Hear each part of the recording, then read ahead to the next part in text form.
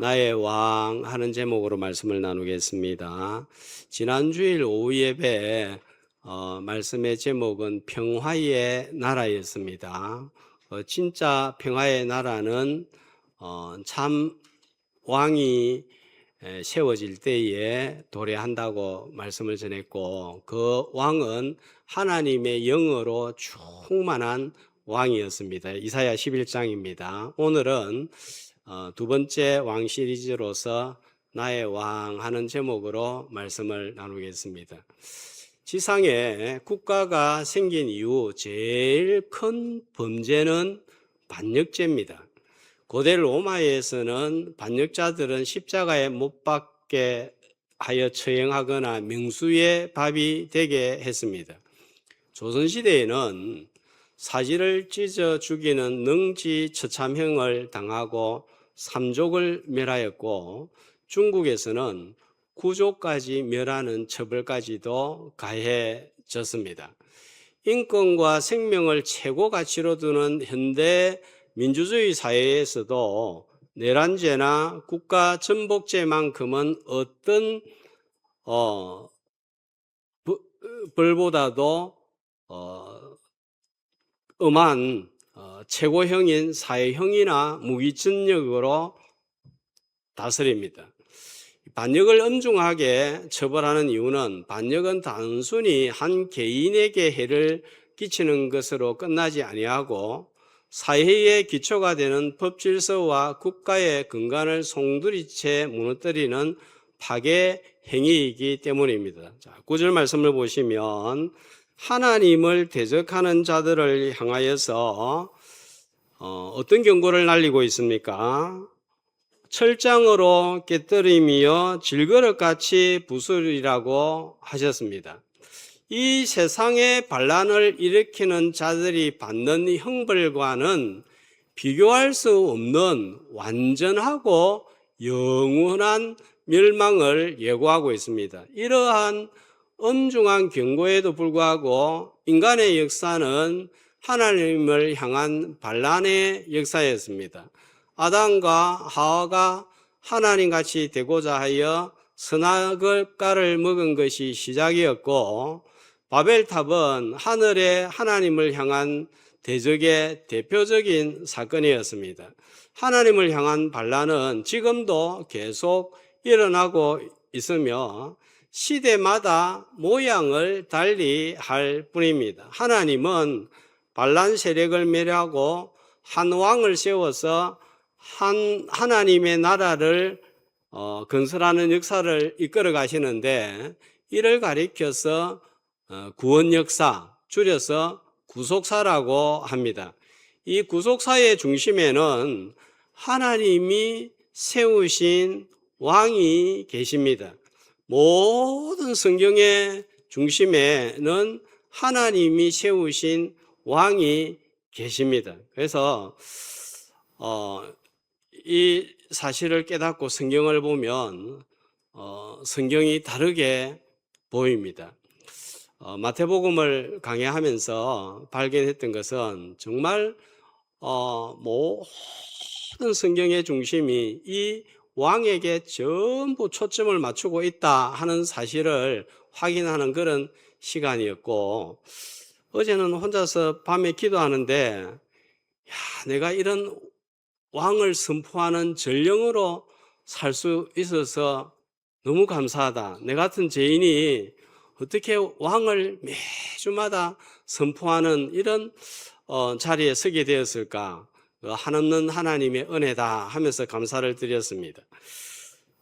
6절 말씀해 보면, 자, 이 왕을 가리켜서 어떤 왕이라고 합니까? 나의 왕. 왜냐하면 누가 세웠습니까? 내가 세웠습니다. 여기에서 내가는 하나님을 가리키고 있습니다. 이 왕은 이 땅에 오시기 약 1000년 전에 오실 것이, 세워질 것이 예고가 되었습니다.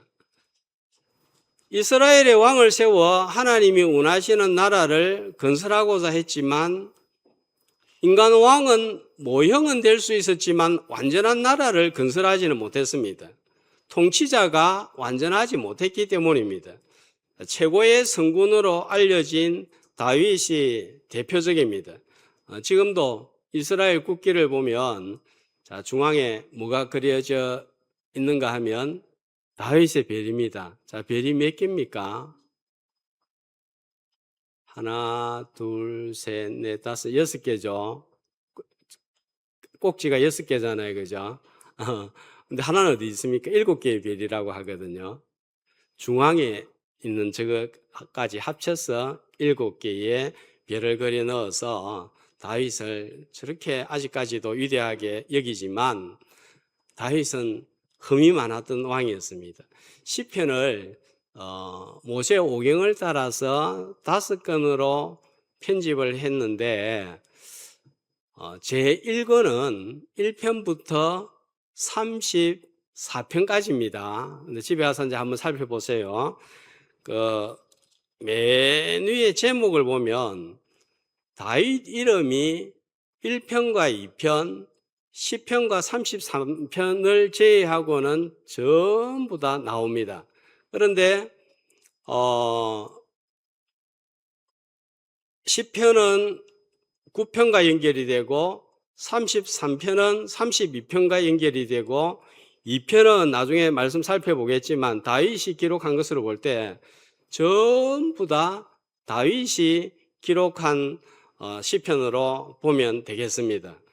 자, 이 시편에서 만나는 다윗은 개선 장군 같은 당당한 모습, 신앙적이고 정결함을 추구하는 다윗, 하나님을 누구보다도 열정적으로 사랑하는 다윗의 모습도 나타나지만 딱 한 장 넘기면 3편에 제목이 어떻게 붙어 있습니까? 압살롬을 피할 때의 지언시, 남의 아내와 동침함으로 말미암아 하나님의 징계를 받아서 아들이 반역하여서 도망치는 모습. 그 다음에 시편 6편에는 보면 죄 때문에 떨고 괴로워하는 모습. 또 시편 34편에 보면 사울 왕의 추격이 두려워서 블레셋 땅으로 도망을 했는데 가드 왕 앞에서 살아남기 위해서 침을 일질 흘리고 대문 앞에서 어거적거리면서 미친 척하면서 모습을 구걸하는 모습은 불완전한 인간 왕의 한계를 잘 보여주었습니다. 그러기에 하나님은 완전한 왕을 세워서 하나님 나라를 완성하시고자 하는 계획을 오늘 시편 2편을 통하여서 계시하고 있습니다. 혹 자신도 모르게 하나님을 대적하고 다른 왕을 삶의 중앙에 두고 있다면 하나님이 세우신 참 왕을 다시 모시는 오늘 이 예배의 자리가 되기를 주님의 이름으로 축복합니다. 2장 1절에서 6절을 보시면은 반란의 모습과 이 반란에 반응하는 성부 하나님의 모습이 잘 나타나 있습니다. 1절과 2절에 보면 하나님을 대적하는 자, 반란의 주동 세력들이 나오는데 1절에 보면 누굽니까? 이방 나라들과 민족들이죠. 그 다음에 2절에는요, 세상의 군왕들과 관원들입니다. 자, 그들은 서로 어떻게 합니까? 역모를 꾸미는 거예요. 마음을 합치는 거예요. 늘 자기 이익에 따라 움직이는 자들이 하나님을 대적할 때에는 친구가 됩니다. 누가복음 23장 12절에 보면 헤롯하고 빌라도는 늘 마음이 안 맞는 원수 관계였는데 당일에 언제입니까? 예수님을 죽이려고 할 때, 모의할 때는 서로 친구가 되었습니다. 원수도 이에 타산만 맞으면 손을 잡습니다. 자, 그들이 손을 잡고 3절에 보면 그들의 반란자들의 구호 외침은 뭡니까? 3절에 보면 그들의 구호는 우리가 그들의 맨 것을 끊고 그의 결박을 벗어버리자입니다. 맨 것과 결박은 무엇을 가리키고 있을까요? 시편 1편에 나오는 하나님의 율법 말씀입니다. 이들을 향하여서 악인이라고 부르고 복이 없는 사람들이라고 합니다. 왜냐하면 철저하게 깨트림을 당하고 질그릇같이 부서질 것이기 때문입니다. 시편 1편에서 복 있는 사람은 어떤 사람입니까? 여호와의 율법을 즐거워하여 그의 율법을 주야로 묵상하면서 그 말씀대로 지키면서 살아가는 사람들입니다. 자, 이들은 하나님의 보호를 받기 때문에 복이 있고 의인들이라고 부릅니다. 사도행전 4장 25절에서 27절은 바로 이 시편 둘째 편을 언급을 하면서 세상의 군왕들과 관리들이 누구인지를 보여주고 있습니다. 자, 왕은 누구입니까?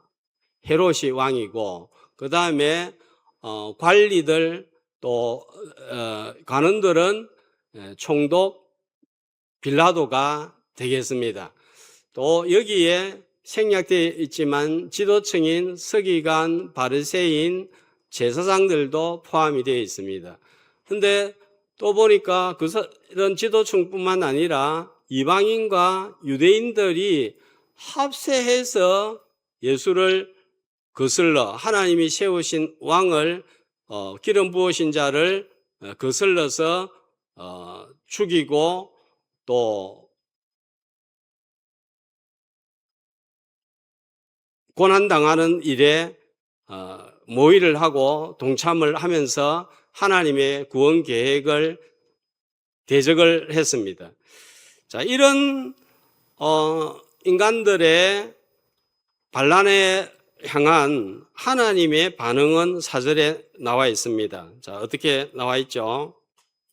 하늘에 계신 이가 웃는데 그냥 웃는 게 아니고 뭡니까? 하나님도 비웃을 때가 있는데 어떤 때 비웃는가 하면은 하나님을 대적할 때 비웃습니다. 헤비급 챔피언 권투 선수한테 초등학교 1학년 애가 내하고 한판 뜨자, 맞짱 뜨자 하면은 헤비급 챔피언이 어떻게 반응을 할까요? 어떻게 반응하겠어요? 글러브 가지고 온나? 네가 그래 하니까 한판 하자 하고 글러브 끼고 한판 합니까? 그렇게 안 하죠. 그냥 웃고 맙니다. 속으로 아이고 철이 없어가지고 저런다. 어리니까 저렇다. 이렇게 하겠죠. 그보다 더 말도 안 되는 일을 피조물인 인간이 창조주 하나님을 향하여 도전장을 내미니까 비웃을 수밖에 없습니다. 애굽의 바로 왕, 바벨론 제국의 느부갓네살 왕, 로마의 황제들은 하나같이 제국을 건설한 후에 왕을 신격화하여서 숭배하도록 하여서 하나님을 대적하였지만 바로 왕의 군대는 홍해 바다에서 수장되었고 바벨론은 100년을 넘기지 못하고 바사에 의하여서 멸망하였고 로마는 기독교를 국교로 삼게 되었습니다. 바벨탑을 높이 세우면 하늘에 닿을 것 같지만 무너지고 맙니다. 모이어서 단합을 하면은 힘이 세질 것 같지만 결국은 흩어져 버리고 맙니다. 하나님을 대적하는 세력은 다양한 모습으로 역사 속에서 등장했습니다. 18세기에는 계몽주의와 산업혁명이 그러하였습니다. 계몽주의는 이성이 표준이 되어서 이성의 잣대가 기준이 되어서 이거에 맞으면은 받아들이고 우리의 생각과 틀리면 전부 거부하였습니다. 실험과 이해로 증명되지 않는 것은 받아들이지 않는 거예요. 하나님의 존재는 증명할 수 없으니 신은 없다 하면서 하나님을 대적했습니다. 산업혁명은 대량 생산이 가능해지면서 물질적인 풍요를 누리게 되니까 패밀리와 배부름이 모든 것을 결정하는 신이 되었습니다. 신명기 32장 15절에 보면 이스라엘이 안정을 찾고 배가 부르니까 살이 찌니까 어떻게 되었습니까? 하나님을 버리고 자기를 구원하신 하나님을 무시하고 업신 여겼습니다. 과학의 발달로 지상에 낙원이 건설되리라 믿었지만 1차, 2차 세계대전이 발생하면서 인간의 이성과 기술로 만든 무기와 핵폭탄이 세상을 지옥으로 만들었습니다. 레위기 18장 22절에 보면은 하나님께서 분명히 금하신 내용이 나오는데 어떤 내용입니까? 동성혼 절대 금지입니다. 그런데 지금은 어떠합니까? 말씀이 금하는 것을 끊어버리자. 이런 우리를 옥죄는 결박을 풀어버리자. 우리가 왜 이런 거에 얽매이야 되느냐? 누가 그런 규범과 가치를 만들었나? 세상에 절대적인 것은 없다. 이런 법을 끊어버리고 자유를 누리자. 이렇게 외칩니다. 말씀에 대한 반란입니다. 고대 그리스 로마처럼 외모가 돈이 하나님의 자리를 차지하고 있습니다. 하나님을 대적하면서도 대적하는 줄 모르는 세상에 살고 있고, 내가 왕이면서 다른 것이 또 사람이 나를 지배하고 있으면서도 내를 누가 무엇이 지배하고 있는지를 모르는 거예요. 조금 좁혀 보겠습니다. 스마트폰 어떻습니까? 스마트폰 없이 한 3시간, 4시간, 5시간 지낼 수 있습니까? 없습니까? 남포동 나가는데, 시내 나가는데 스마트폰 없이 나갈 수 있습니까? 없습니까? 나갈 수는 있다 하더라도 마음은 불안하죠. 주님이 없으면 불안합니까? 안 불안합니까? 불안 안 하죠, 솔직하게. 그렇습니다. 가장 편리를 제공하는 수단이 왕의 자리를 빼앗아갈 수 있습니다. 분별하는 눈이 열리는 이 시간 되기를 주님의 이름으로 축복합니다. 반란자들을 제압하기 위해서 하나님이 한 왕을 세우시는데 하나님이 세우시기 때문에 나의 왕이라고 말씀을 하고 있습니다. 사람이 선출하거나 임명하여 뽑혀진 왕이 아닙니다. 어디에다가 세우십니까? 6절 말씀해 보면 거룩한 산 시온, 어디를 가리킵니까? 예루살렘을 가리킵니다. 그런데 이 예루살렘은 그 기초가 든든한 반석이라서 세워진 천년 요새로서 반석같이 강하고 변함이 없고 단단해서 어떤 세력도 이길 수 없는 기초 위에 세워진 왕이심을 의미합니다. 성자 예수님께서 7절에 보면 하나님의 명령을 선포하십니다. 6절에 내가는 누구인가 하면 성부 하나님입니다. 그런데 7절에 내가는 누구를 가리키는가 하면은 성자 예수님이 하나님의 명령을 선포한다라고 하면서 전하는 내용이 되겠습니다. 자, 어떤 내용을 성자 예수님께서 전하시는가 하면 왕이심을 선포하고 있습니다. 자, 어떤 왕을 선포하고 있는가 하면 첫 번째로 율법을 준수하는 왕입니다. 자, 이 시편 2편은 1편하고 밀접하게 연관이 되어 있습니다. 율법을 즐거워하여서 묵상하고 지키는 자를 어떤 사람이라고요? 복 있는 사람이라고 했습니다. 그럼 복 있는 왕은 어떤 왕입니까? 역시 율법을 준수하고 지키는 왕입니다. 그래서 하나님은 신명기 17장 18절 19절에서 이미 이스라엘의 왕 제도가 있기 전에 왕위에 오르면, 자, 신명기 17장 18절 19절입니다. 어떻게 통치를 해야 되는지, 왕은 어떤 자세로 통치를 해야 되는지 알려주었습니다. 어떻게 합니까? 말씀을 복사를 하여서, 자, 어디에 두고요? 자기 옆에 두고, 자, 어떻게 해야 됩니까? 하나님 경외하기를 배우고 율법의 모든 말과 이 규례를 지켜 행하는 것이 세상 나라와 다른 하나님 나라의 왕의 필수 통치 요소였습니다. 온전히 준수한 왕은 없었습니다. 유대 왕 20명, 북이스라엘 19명 가운데 하나님의 말씀을 온전히 지켰던 왕은 아무도 없었습니다. 아까 살펴본 바와 같이 다윗도 하나님 앞에 제대로 율법을 지키지 못했습니다. 근데 완전히 이 율법을 지키시고 선포하는 왕은 복된 왕인데, 마태복음 5장 17절에 보면 그 왕이 나타나십니다. 한 목소리로 내가 율법이나 선지자를 폐하러 온 줄로 생각하지 말라. 폐하러 온 것이 아니요 완전하게 하려 함이라. 그래서 이 왕은 복된 왕이고 완전한 왕이에요. 왜냐하면 말씀을 다 지키신 왕이기 때문에 그렇습니다.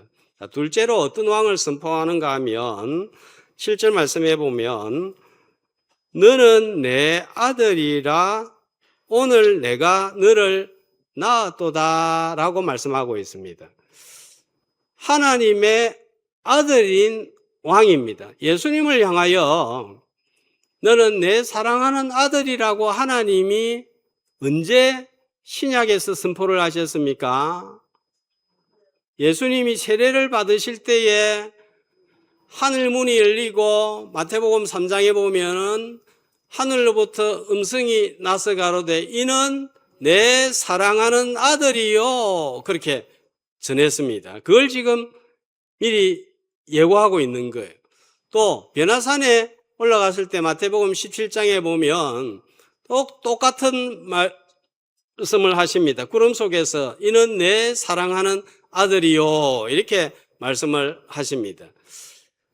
자, 낳았도다 하는 이 말씀은 출산과 같은 육체적인 의미보다 세웠다라고 해석하는 것이 좋겠습니다. 예수님은 하나님이 왕으로 세우신 것을, 아들 왕으로 세우신 것을 세례받을 때 또 변화산에서도 말씀하셨지만 더 결정적인 사건은 사도행전 13장 33절에 나와 있습니다. 여기에 보면 시편 둘째 편에 기록된 바와 같이 바로 이 말씀을 가리키면서 바로 아들이고 너를 낳았다 하는데 어떤 사건을 통해서 하나님이 아들이고 하나님이 세웠다고 선포하고 있습니까? 하나님이 예수를 일으키사 부활의 사건을 통하여서 증거하고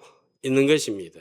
십자가의 죽으심으로써 죄로부터 해방시키시고 또 부활하심으로 죽음에서 생명, 영원한 생명, 새 생명을 주시고 성천하셔서 왕으로 하나님 우편에 계시는 것입니다. 자, 세 번째로 8절 말씀해 보면 왕으로 세우셨으니까 통치할 나라를 주시셔야 되잖아요. 그죠? 그런데 그러니까 구하라고 합니다. 뭘 구하라고 하죠? 내게 구하라. 뭘요? 나라를, 통치할 나라를 구하라고 하는데 그 나라가 어떤 나라입니까? 이방 나라, 이스라엘만 아니라 이방 나라, 예. 어디까지, 통치의 영역은 어디까지 나옵니까? 땅끝까지입니다. 모든 나라와 민족을 유업으로 주시겠다고 합니다. 자, 여기에서 유업으로 주시겠다고 했는데 이 유업은 재산 상속을 의미하는데 예수님의 유업 재산이 무엇일까요? 예수님의 유업, 에베소서 1장에 보면 기업을 말하는데 누가 기업입니까? 믿는 성도인 우리가 예수님의 유업이고 우리가 주님의 기업입니다. 필리핀의 술라교회 성도, 우간다의 마도치 교회, 구옥교회, 올리비오 교회 성도들입니다. 앞으로 태어날 성도들입니다. 영토의 범위는 땅끝입니다. 그러므로 우리는 모든 족속과 방언과 나라와 열방이 주의 소유가 될 때까지 구해야 됩니다. 누구한테 구해야 됩니까? 하나님께 구해야 됩니다. 주님은 지금 어디에서 기도하고 계십니까?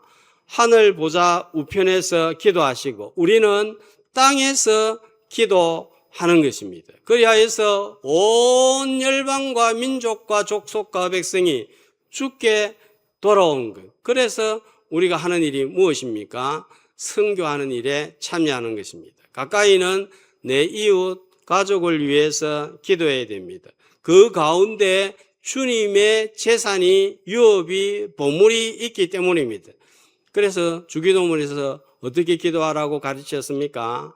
하나님의 나라가 땅에 임하도록 기도하라고 하셨습니다. 열방을 위하여 기도할 때 주님의 소유가 땅끝까지 확장되는 일에 참여하는 저와 여러분 되시기를 주님의 이름으로 축복합니다. 또 이 왕은 9절에 어떤 왕으로 나타납니까?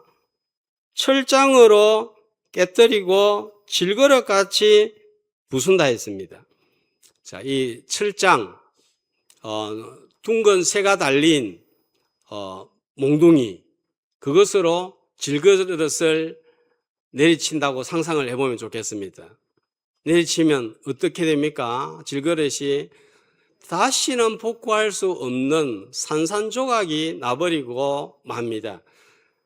앞에 7절, 8절이 예수님의 초림 때에 일어날 일이라면 9절은 예수님의 재림 때에 일어날 일인데 심판하시는 왕으로 오시는데 요한계시록 19장 15절은 바로 이 말씀을 그대로 이어받아서 다스리는데 뭘로 다스린다고요?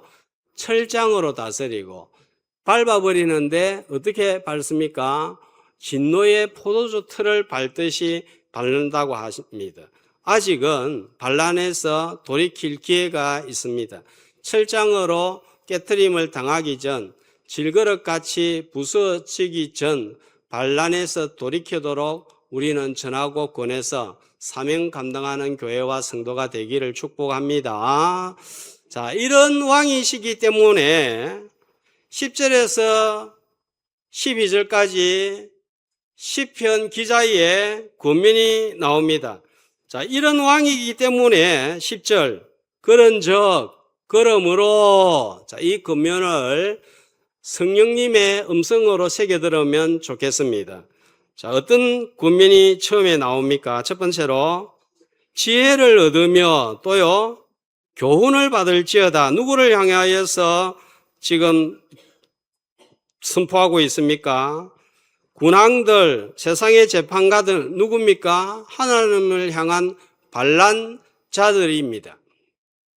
말씀을 역행하고 왕의 자리에 돈을, 힘을, 이성을, 동승원을, 과학을 앉힌 모든 자들을 향한 경고입니다.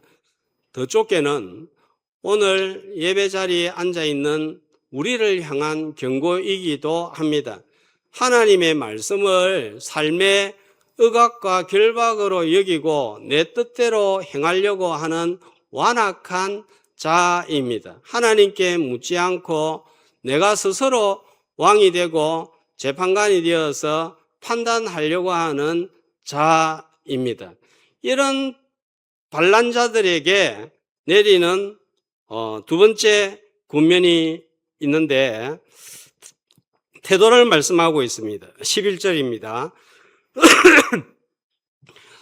어떻게 나오라고 하고 있습니까? 한마디로 말하면 여호와를 경외함으로, 하나님을 경외한다 하는 것은 두 가지 의미가 들어 있습니다. 자, 뒤에 보니까 해석이 나오는데, 하나님을 경외한다는 것은 첫 번째로 내가 하나님 앞에 과연 정당한 마음을 가지고 생각을 가지고 있는가, 하나님 앞에 정당하게 지금 살고 있는가 생각하면 마음이 어때요? 내가 이렇게 살다가 하나님 앞에 가면 어떨까 생각하면 두려움이 생기죠. 떨림이 있습니다. 자, 그럼에도 불구하고 또 한쪽에서는 어떤 마음이 있습니까? 즐거워하는 마음이 있죠. 하나님의 백성이니까 하나님이 용납해 주시겠지, 받아주시겠지. 내 의와 내 행위로는 절대로 하나님 나라에 이룰 수 없지만 그걸 왕의 능력으로 다 덮어주시고 받아주시니까 우리가 소망이 있는 것입니다. 나는 왕이신 주님 앞에 정당한 생각과 마음을 가지고 삶의 자리에 서 있는가? 우리한테 물어야 할 질문입니다. 우리 속에 있는, 내 속에 지금 들어있는 생각을 한번 생각해 보면 좋겠습니다. 생각을 생각해 보는 걸 뭐라 그랬습니까? 메타인지라고 했죠. 예. 어떤 생각이 들어있습니까?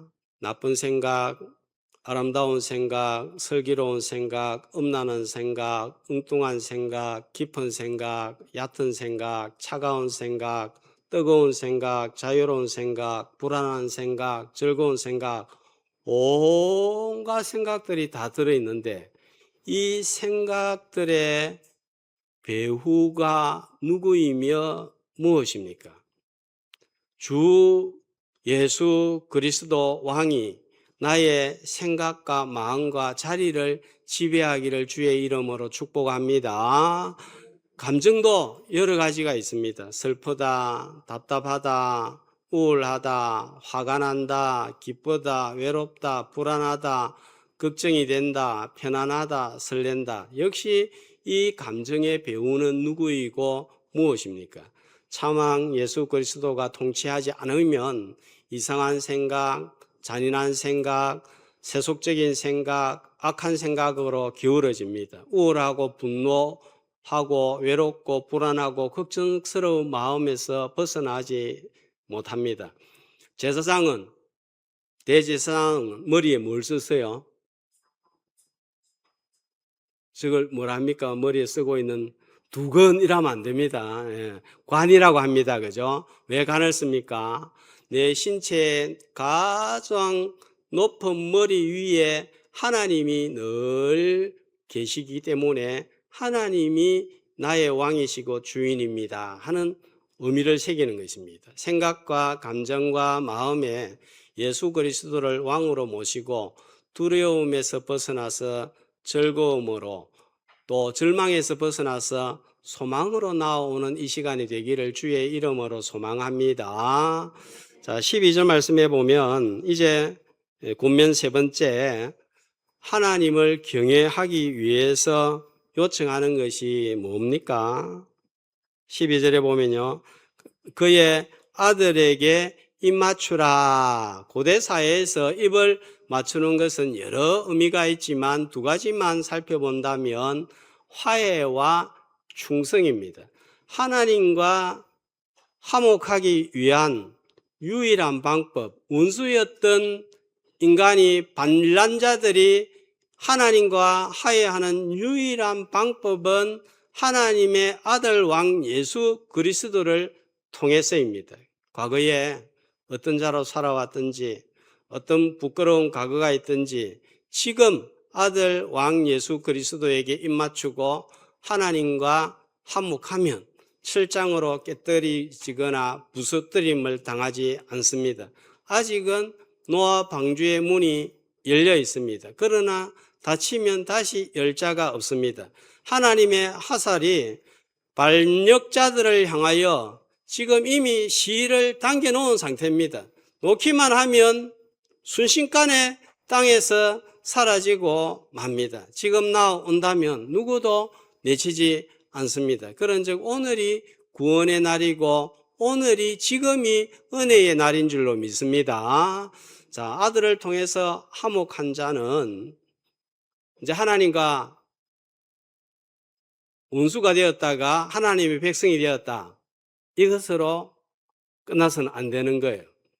충성과 섬김의 의무가 있습니다. 충성과 섬김의 가장 기본은 예배입니다. 주일을 목숨 걸고 지켜야 합니다. 주일은 시간과 공간과 물질과 내 몸의 왕이 누구인지를 확인하는 날입니다. 최소한의 시간입니다. 그러니까 주일은 공예배 적어도 마칠 때까지는 교회에 머물러 있어야 되는 거예요. 다른 곳에 있으면 그 시간은 제 시간이 아니고 그 자리는 제 자리가 아닌 것입니다. 주일을 나의 편리와 자투리 시간으로 생각하고 있다면 시간과 장소와 물질의 주인을 기억하고 제자리에 두는 오늘 이 시간이 되기를 바랍니다. 인류의 역사는 하나님을 향한 반란의 역사였습니다. 아담과 하와의 불순종, 바벨탑 사건, 로마 황제들의 신격화가 대표적입니다. 오늘날에도 이성주의, 물질주의, 외모지상주의, 동성혼 합법화 등으로 말씀을 거스리는 반역은 계속되고 있습니다. 모양은 달라졌지만 본질은 똑같습니다. 결박을 끊고 맨 것을 벗어버리자 하는 외침입니다. 오늘 나의 삶의 왕자에 누가 앉아 계십니까? 하나님께서 세우신 왕 예수 그리스도를 나의 왕으로 모실 때 반역자는 하나님의 자녀가 되고 심판의 대상은 하나님 나라의 백성이 됩니다. 그러므로 오늘도 왕 대신 예수 그리스도께 입맞추고 기쁨으로 순종할 때 시냇가에 심은 나무가 시절을 쫓아 가시를 맺으며 그 잎사귀가 늘 푸른같이 푸른 복 있는 성도 되기를 주님의 이름으로 축복합니다.